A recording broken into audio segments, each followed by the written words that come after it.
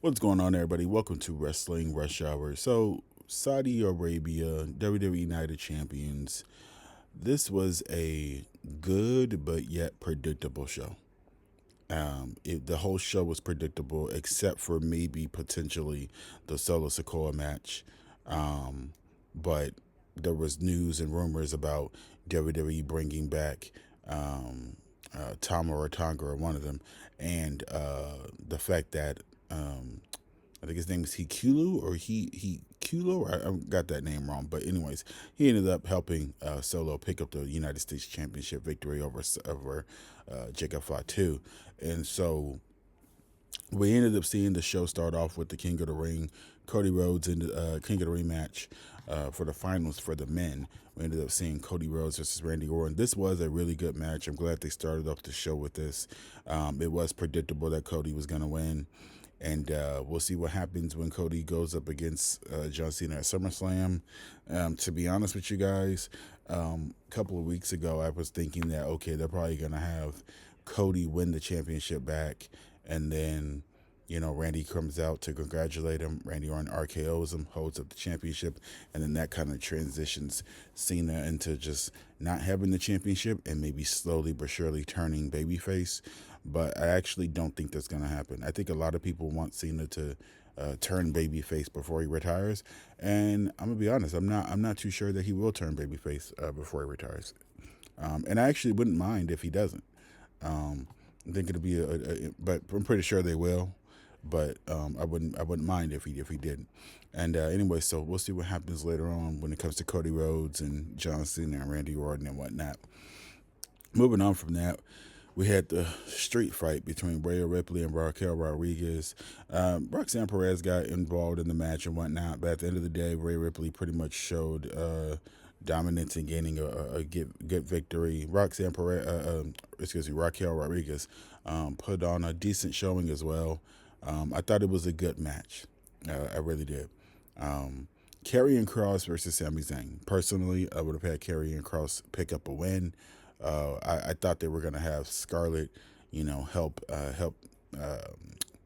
Karrion, pull off a victory and whatnot, but that didn't happen. Sammy ended up getting the victory. I don't think this is the last of Sammy versus Karrion Kross, and I think that the next matchup, if they do have one, Karrion Kross is going to get that victory. Now, moving on, as I mentioned earlier, we had the United States Championship match between Solo and Jacob Fatu. It wasn't really surprising that Solo ended up winning, but so we'll just see what happens with Jacob Fatu and whatnot.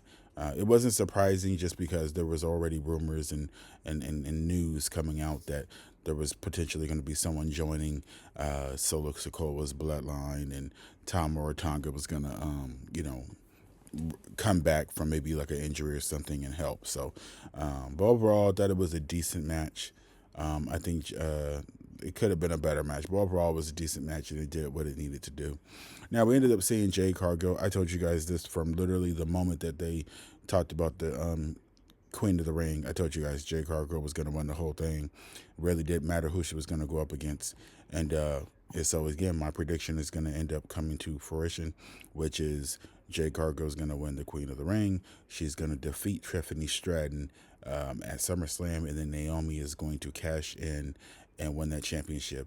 And then it's going to be a triple threat between Naomi, Jade Cargill, and Tiffany Stratton at the following pay-per-view after SummerSlam. And then after that, they're going to transition away from Tiffany Stratton, and it's going to be Jade versus Naomi. And then that's probably going to be around the time when Bianca Belair is going to reveal that she's helping Naomi, and then you're going to kind of have Naomi at least go on a good 6-month reign until they finally allow Jade Cargill to pick up the victory and then end up holding that championship for a little while. That's what I think is going to end up happening. Now we move on to the Undisputed Championship match between John Cena and CM Punk. Now, this John Cena and CM Punk match was better than the Randy Orton and Cena match, in my opinion. And it was way 100 million times better than that WrestleMania match they had with John Cena going up against Cody Rhodes.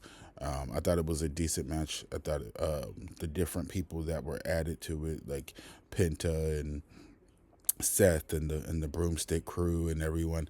I thought everything went. I think everything went well, and I liked it. I liked how it went. Now, the CM Punk fan of me wanted CM Punk to obviously win and just shake up the whole entire thing. But obviously you knew that wasn't going to happen, especially with Cody winning in the beginning. So overall, a very, very predictable show.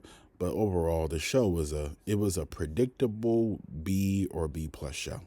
And again, sometimes when it comes to the shows, sometimes things need to be predictable because there's a story that needs to be told in a way that needs to get things delivered. So sometimes it's good for a show to be predictable as long as the matches and the entertainment is still intriguing or at least to some degree. So let me know what you guys think in the comment section down below. That is the Night of Champions review, and I appreciate all of you guys for subscribing to the channel. I love y'all. Peace.